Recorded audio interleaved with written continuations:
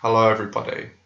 I'm going to do a video today, and the video is how did you find your path, or how did you come across your path. And I feel I'm normally not the type of person, I don't go along with challenges. So the YouTube pagan challenge, it's far too long for me to do. I haven't got the patience, but also I've always been that type of person, that guy, that when everybody's doing something, I'm like, no, I'm doing it different because I want to be different, because I'm going to be a dick. I hate following people. I hate following crowds of people. Not saying that there's anything wrong with that. It's just something that I've always done. If everyone does something, I'll do it something differently. I don't know if it's a part of me or if it's just a stubborn part of me that I need to get over, because sometimes I'm really impractical with it, quite frankly, but we all have our quirks. But the question that really stuck out to me during the challenge was, how did you find your path? And speaking about your path, and so I wanted to speak a little bit today about how I found my path, what has led me up till this point, and some of the experiences that I've had. To begin with, I always remember being a kid, and it actually occurred to me the other day, I have very, very early memories from when I was like 4. I actually remember really, really way back. But one of the first memories I ever had, I always had a connection with the other world, and I always felt the other world. I always felt the other world around me, and I had always had this feeling that they was there. And what's interesting was that when I was a child, I remember I would lay there in bed, and I was an only child at the time, and this is before my brothers came along. And I would lay there at the time, and it would be like whispering, like a whispering, but it got to the point, it got louder and louder and louder. And I could remember feeling like there was a load of people in the room, but I couldn't see them, I could just hear them. And that terrified me. And I was a kid, I was a baby. And I always remember having really horrific, terrifying experiences. And there was one, and what I used to do, I used to jump out of bed and dart across the landing, open the door, dart across my bedroom even, open the door, sprint across the landing and go to my parents' bed and get in with them, because I used to be so frightened.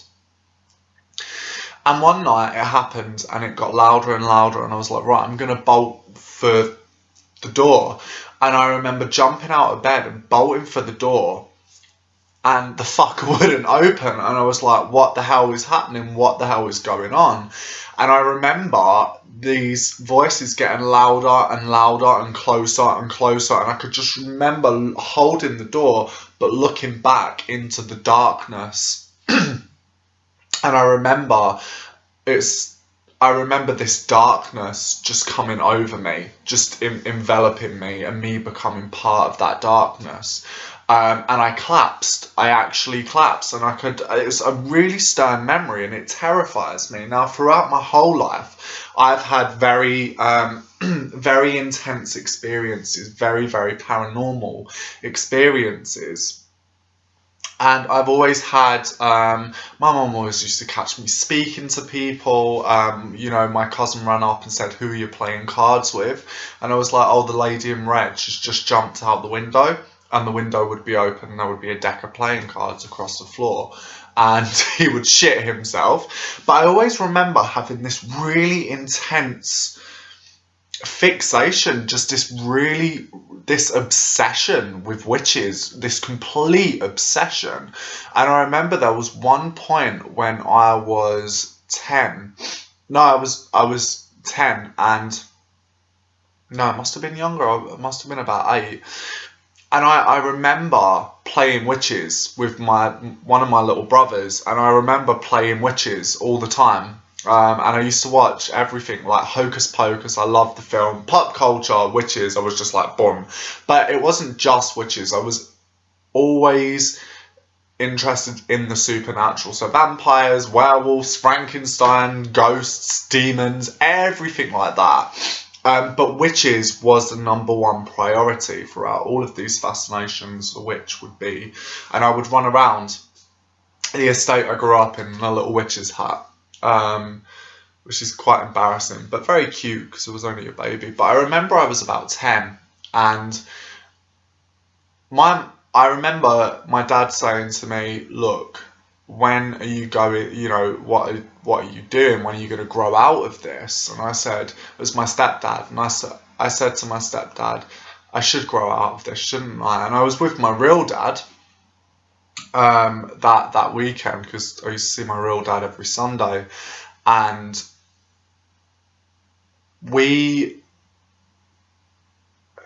I saw this book on witchcraft, and he said, do you want it? And I was like, no, I'm growing up now, I can't. And he was like, oh, okay. And I was like, I grabbed the book and I was like, I want this book, I have to have this book. And so a lot of people, obviously my stepdad didn't know about witchcraft having an actual spiritual path to it, and just thought that was playing witches. He wasn't being a dick or anything, he just thought, you know, you're like 9 now, you need to stop with this whole witch thing because, you know, you look a bit odd. So when I was 11, I remember sat there with my mum and one of my aunts, and we was talking, and I said, well, witches aren't real, because my brother was playing witches, and my aunt was like, well, they are real. And I was like, witches are not real. And she was like, yes, they are, witches are real. And I was like, what? Witches are real? And I remember researching, this is the days of the internet, witchcraft, and the only thing that would come up was Wicca. Really. The only thing that would ever come up would be Wicca, and I would research everything, and I would want to know, and I was engulfed that witchcraft had a spiritual path, and it was everything that I was when I was a kid. It believed in environmentalism, it believed in respect for animals, for nature, it believed in respect for the natural world, in honouring the forces, and I was like, fuck, this is my shit. I was like, it felt like I'd come home, but I was just a kid, and I can always remember when I was a kid, I had very, very intense experiences, and magic that I would cast when I was a teenager. I started practicing when I was 10/11, magic that I would cast a spell, and then it would be like boom, it would just be like boom boom. And sometimes that happens now, but you know, I've found that as I've gotten older, things take a little more time to rear up. They still go, they still work, but it's not always the case of when you was a kid. I just felt like things were a lot more shit hot. Yeah, it's interesting, but my mum's a spiritualist medium, and so I grew up with spiritualism. I grew up with the idea of spiritualism, and also when I started practicing witchcraft, my mum would get involved. I go home and my mum has people in the sugar pot, she has people in the freezers, you know, she's got a whole case study file of people that she's frozen or trying to sweeten up, which is quite funny, and we frequently make jokes about Tina being in the sugar pot. But the point is here, I was never told to stop, you know, your imaginary friends aren't real. I was never told to get a reality check. I was told, you know, stop playing witches because you're coming of that age now. You're going to be a young man soon from a boy. You're going to be a teenager. And I was told that, but I was never told don't believe in spirits. And my real dad had very intense experiences with spirits from an early age.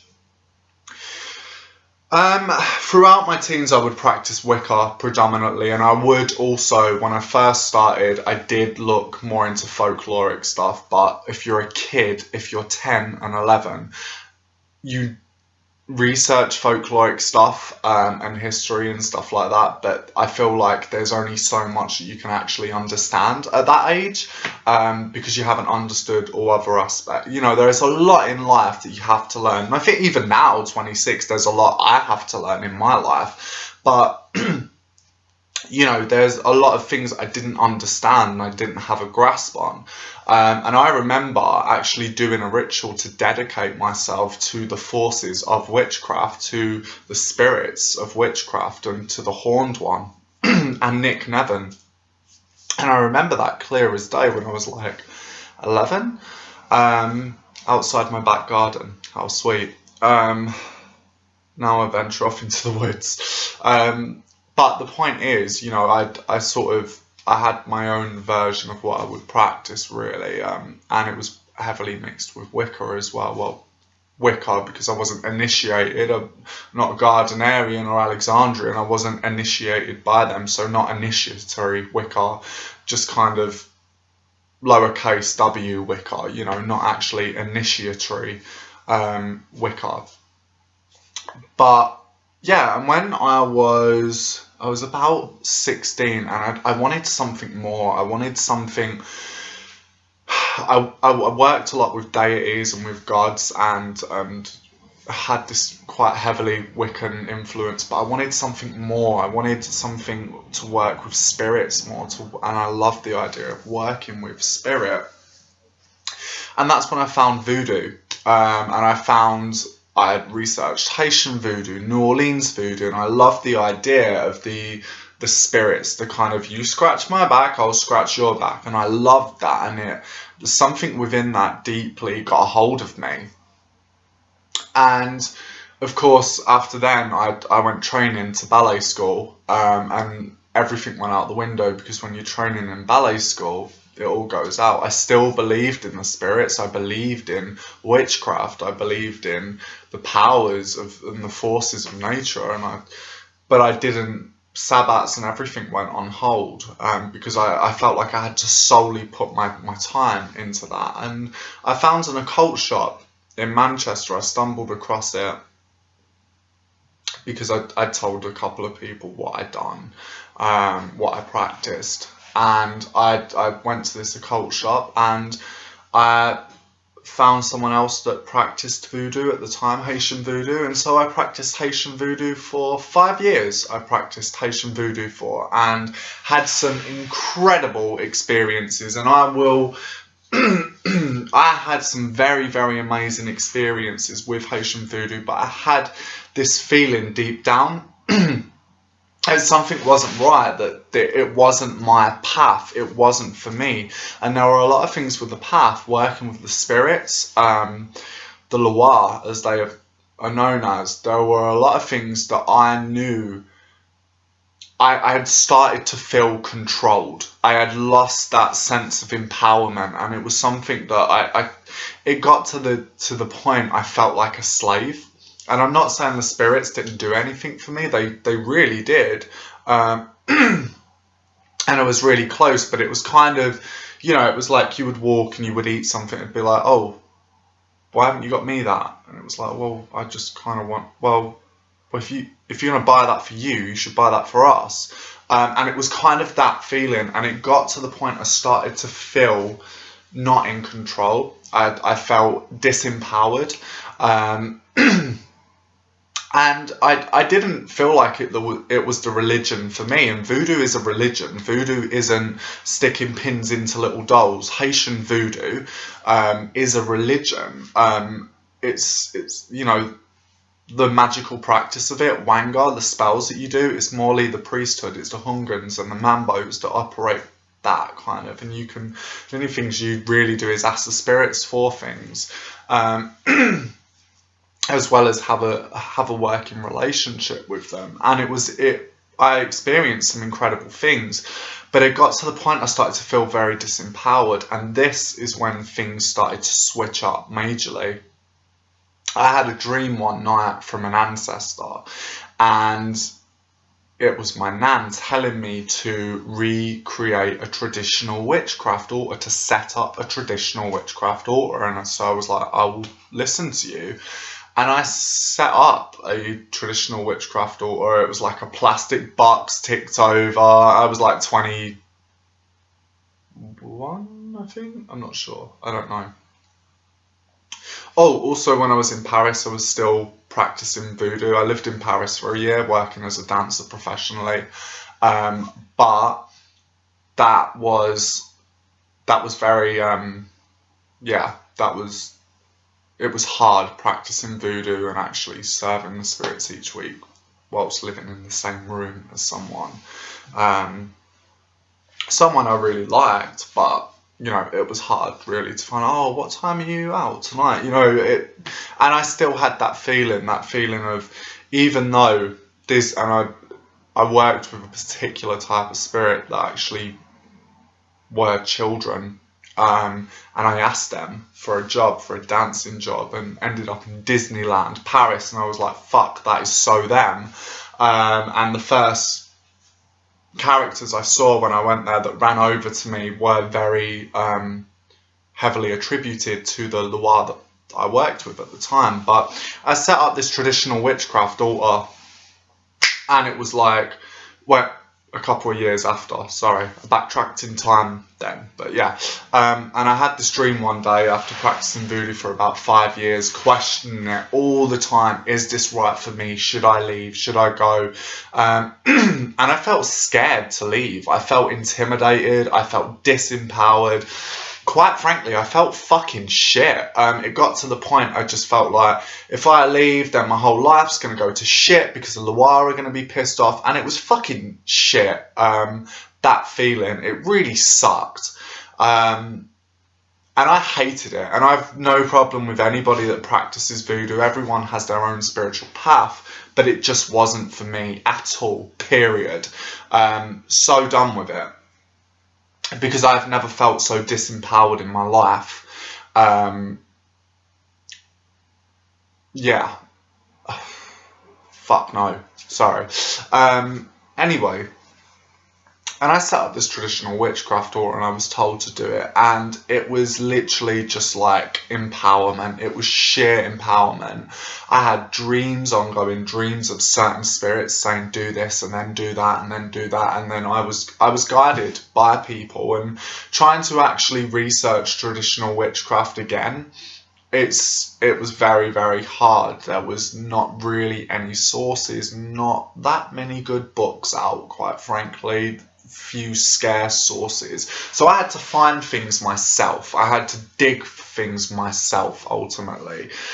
And that's a big part of the crooked path. And there's a reason why they call it crooked, because you really do have to dig yourself. You have to go and forge your own. You have to do your own goddamn research. You know, basically, I do videos here, but ultimately you have your own research. You need, if you have questions on things, and you go and look, read some books, because it's really important to do that, because it helps you grow not only as an individual, but as a witch. It helps you become a lot more resourceful, and you get that information in your head a lot more, and you retain it, and you can utilize it within your craft. But since practicing traditional witchcraft, it's one of those paths, I feel it's been a very bumpy ride to get to this point, but I feel that I will never look back. I feel like this is me now, and I've been back practicing traditional witchcraft for 5-6 years now. Jesus Christ. Yeah, a long time now that I've been back practicing it. But I've been practicing witchcraft in many different forms for about 16 years now. But I've gone from different traditions. Voodoo aside though. However, whilst I was practicing voodoo, I also used to practice hoodoo, which is a form of American folk magic, and that heavily influenced. I feel that practicing voodoo and hoodoo gave me a very good understanding of working with spirits, and I think traditional witchcraft was that something else I was looking for, because it's that any spiritistic belief, because it's spirits, they cross over, like the lines are so frail. They're very, very similar. Certain aspects of spiritistic beliefs are very, very similar. And so, yeah, I just become engulfed again, and I felt this incredible connection to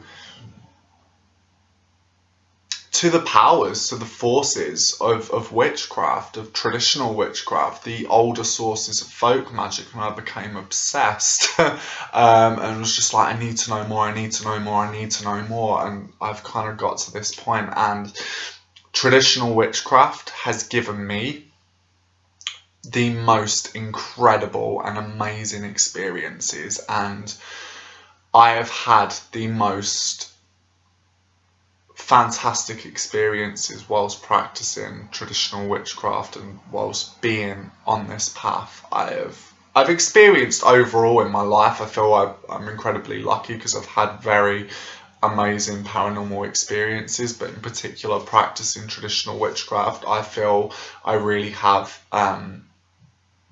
connected to that something that I wanted. Really, truly and utterly, and I feel completely self-empowered. I feel empowered now. I feel strong. I am strong. I am empowered, and I know that. That's not saying I am the most powerful warlock or witch. I'm not saying any of that shit, but me personally, I feel empowered. I feel in tune with nature. I feel in tune with the spirits that I work with. I can hear my ancestors' voices whispering. I can feel my familiar spirit within me and around me, influencing other people, influencing things that I wish to be influenced. I can feel the hooves of old Horny. I can feel, it's like, I can feel that otherworldliness so much, and it is constantly there, and it's incredible to be a part of that and to be connected, and I quite frankly feel honoured. I really do feel honoured, and it kind of takes me back to that point where I was a kid, that becoming engulfed in the darkness and letting the darkness merge with me as one, and to think that when I was a kid I'd be doing that practically. A lot of the times I venture out, into the woodlands, into the darkness, and just let the powers just merge and give into that. And it's an incredible experience. And to think as a kid, when I was heavily frantic, panicking, wetting myself physically because I was so terrified and having all these experiences, to think that now it's just become a huge part of my life. It truly feels like it was meant to be, like fate. It does. It feels like fate itself kind of has reared me at this point. And yeah, I mean, I feel like witchcraft is a part of who I am. I am a witch. I am a cunning man. I am a folk practitioner, whatever you want to call me, a warlock. I don't particularly care, really. As I say, I practice a form of folk magic. Call me what you want. Hopefully it's nice. But it feels as if I've always known who I am, and I've always stayed true to myself, and I love that about myself. God, that's narcissistic, but I love the fact that I have always known who I truly am. However, traditional witchcraft, finding that and coming back to that, it feels like I've strolled out of it feels like I'm coming home. Like I strolled out of a door that said, you know what? You need this journey. You need to take this journey, and you come back and we will be here. The door will be open, the fire will be on, and we will be here. And it feels like coming back to a very loving family and the spirits in which I work with. And I'm so thankful to be a part of that. So yeah, over and out, and I've rambled on. Also, I forgot to say, quite often when I was a kid, I was best friends with this lad next door called Reese. And we always used to play about together. We was like big little kids, little Jew boy and a little mixed race boy running around. It was very, very sweet. But we was like the best of friends. But Reese would never stay over my house, because I would sit and tell Reese what was there, and I would explain to him what was there and what he would do. And my mum knew exactly what I was doing, but poor Reese, he was a kid, and my mum had to hand him over to the fence to his mum, Kelly, you know, and he would be screaming, this poor little kid. But I didn't see anything wrong in it, because it was all that I knew. It was something that I was just used to. So yeah, I just thought I'd put that into it. But there are so much more experiences I've had with just in my life, but in regards to traditional witchcraft, breathtaking experiences, the feeling of oneness, the feeling of connectiveness to the life force, and the feeling of the other world constantly on the back of my neck, constantly there, just watching. Yeah, it's incredible. Better than any other path I've been on, and it feels like I'm home now, and I'm not going to leave that door again.